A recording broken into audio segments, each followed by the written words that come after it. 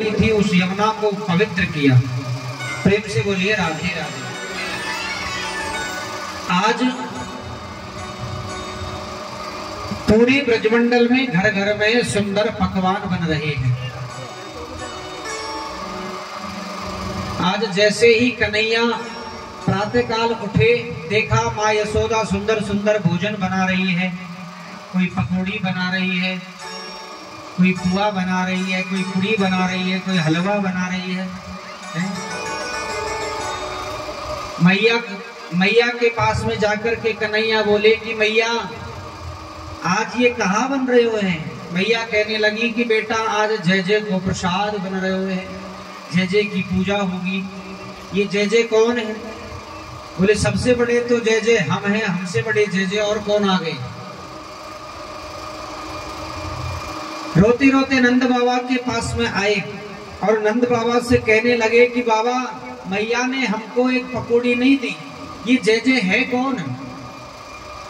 ये जय जय कौन है? नंद बाबा कहने लगे कि बेटा ये जय जय जो है ना, ये इंद्र है। हम हर साल पूरे ब्रजवासी मिलकर के इंद्र की पूजा करते हैं। क्यों करते हैं? बोले इंद्र जो है,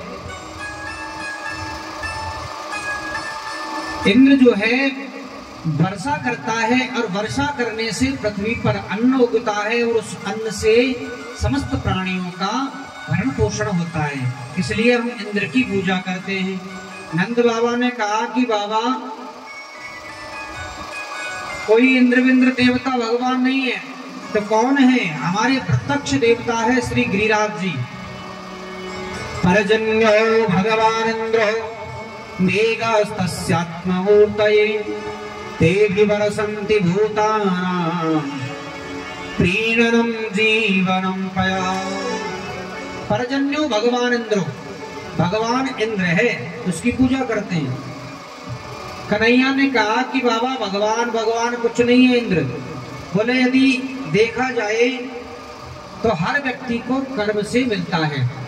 कर्मणा जायते जंतु कर्मणो युबिलीयते दुःखं सुखं भयं क्षेमं कर्मणैवाभिपद्यते।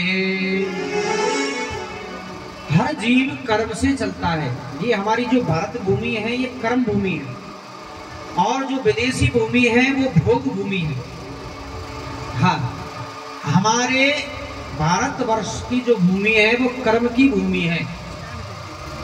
हर शास्त्र में आप उठा करके देखोगे, कर्म प्रधान विश्व रचि राखा, जो जस करे सो तस फल चाखा, कर्मण्येवाधिकारस्ते मा फलेषु कदाचन, गीता जी में लिखा हुआ। और भागवत जी कह रही है कर्मणा जायते जंतु कर्मणो युबिलीयते। हर शास्त्र कहता है कि जीव को कर्म तो करना पड़ता है। देखिए आपको एक दृष्टांत के द्वारा समझाते हैं। हमारी जीवन रूपी जो ट्रेन है, ट्रेन किस पे चलती है? पटरी पे। कितनी होती है पटरी? 2। तो हमारी जीवन रूपी जो पटरी है उसकी 2, जीवन रूपी जो ट्रेन है उसकी 2 पटरी है। पहली है कर्म और दूसरी है धर्म। कर्म और धर्म रूपी पटरी पर ये जीवन रूपी ट्रेन चलती है। अब यदि एक भी पटरी यदि साइड में हो गई, हट गई, तो ट्रेन उतर जाएगी नीचे। जैसे मान लीजिए आप मेहनत कर रहे हो, किसी कंपनी को खोल के बैठे हो, आप मेहनत नहीं, कर्म करना छोड़ दो, उसमें मेहनत करना छोड़ दो और कहो कि अब तो जो भगवान करेगा वही होगा, तो धर्म ही धर्म से काम नहीं चलेगा, कर्म भी करना पड़ेगा। यदि आप उसमें मेहनत नहीं करोगे तो फ्लॉप हो जाएगी, होगी नहीं होगी। और यदि आप मेहनत ही मेहनत करो तो ऐसे मेहनत करने वाले भी आपने बहुत देखे होंगे जो सुबह से शाम तक एडी रगड़ते रहते हैं, लेकिन मिलता क्या है? 300 रुपये 400 रुपये। कर्म ही कर्म से काम नहीं चलेगा, धर्म भी होना जरूरी है। इसलिए कर्म और धर्म दोनों को साथ लेके चलोगे तो ये जीवन रूपी ट्रेन बड़ी सहजता से आगे बढ़ती रहेगी। प्रेम से बोलिए राधे राधे। इसलिए कर्मण्येवाधिकारस्ते मां फलेषु कदाचन। कर्म करते रहो, फल की इच्छा मत करो। फल देने वाला ऊपर वाला है। आपने खेती में अन्न बो दिया, खूब मेहनत करी, बढ़िया खेती हो गई, फसल हो गई, पक गई, और प्रकृति की ऐसी मार ओली बरसात आए कि पूरी फसल तहस नहस हो गई, आपके हाथ में ही नहीं आई। तो कर्म हमने किया, लेकिन फल देना नहीं देना ऊपर वाले के हाथ में। प्रेम से बोलिए राधे राधे। तो भगवान कहते हैं कि नंद बाबा से कि बाबा, इंद्र कोई भगवान नहीं है। कर्मण्येवाधिकारस्ते कर्मणा जायते जंतु कर्मणो युगलीयते। कर्म से दुख और सुख मिलता है। दुखम सुखम भयम क्षेमम कर्मण्येव कर्म वाभिपत्तते। दुख और सुख जीव के कर्म से मिलता है। राम जी कहते हैं को न काऊ सुख दुख कर दाता और निज कृत कर्म भोग सब भ्राता। लक्ष्मण जी से कह रहे हैं, भरत जी से, कि हे भ्राता, को न काऊ सुख दुख कर दाता, कोई किसी को सुख दुख नहीं देता है, तो निज कृत कर्म, अपने कर्मों से ही जीव को दुख और सुख मिलता है। निज कृत कर्म भोग सब भ्राता। अपने अपने कर्मों से हर जीव दुखी होता है।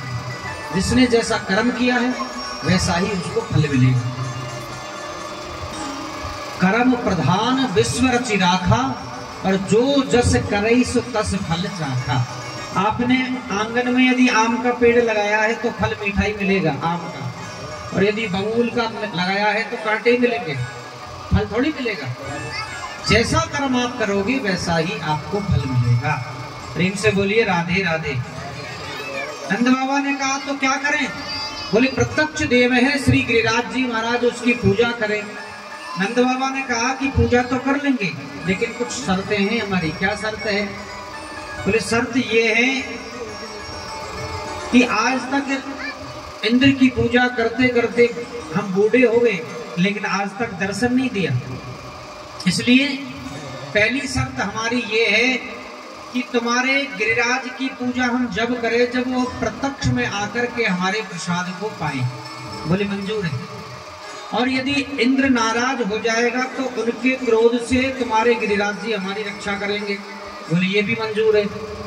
तो जितना 56 भोग बनाया सब छकड़ों में जमा जमा करके और सीधे कहाँ चल दिए? वृंदावन से सीधे गिरिराज जी चल दिए। तो आज कौन कौन चल रहे गिरिराज जी?